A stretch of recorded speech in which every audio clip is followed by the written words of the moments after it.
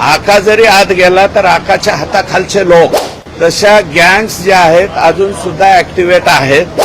अजूनही ऑपरेट करण्याला सुप्रीम कोर्टाच्या जजमेंट प्रमाणे फोन अलाउड आहेत. आणि काय आहे की या लोकांच्या गँग्स, मी गँग्स ऑफ वाशेपूर म्हणलो होतो, तशा गँग्स ज्या आहेत अजून सुद्धा ऍक्टिव्हेट आहेत.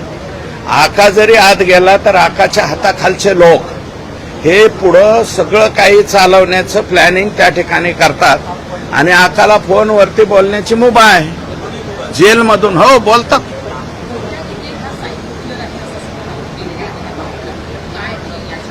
आहे ते गोट्या गीतेच्या बाबतीमध्ये तो अनेक प्रकरणामध्ये आहे. बापू आंधळेच्या बाबतीत तोच गोट्या गीते, महादेव मुंडेच्या प्रकरणात तोच, एक सातबाई म्हणून एक जणाचे हातपाय मोडले तोच आरोपी.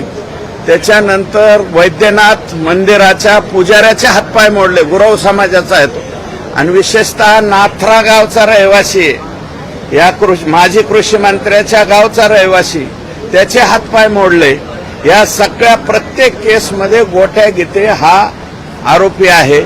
म्हणून मी नाही म्हणलं, पण बाळा बांगरांचं मत असं आहे की तो सायको किलर आहे. सायको कसा ठरवून अमुक ह्याला तोच त्या ठिकाणी उपस्थित राहतोय. बापू आंधळेचा ज्यावेळेस मर्डर झाला त्यावेळेस बबन गीते हा पाटोदा तालुक्यात होता, पण तरी सुद्धा बबन गीतेचं नाव घेतलं गेलं आणि मर्डर मात्र यांनी केला. हे असे म्हणजे हे गँग जे आहेत बरोबर डोके चालवणे, सायको किलर वगैरे नाही. जे वरचा आका ऑर्डर देईल त्याप्रमाणे काम करणारा व्यक्ती म्हणजे हा गोट्या गीते.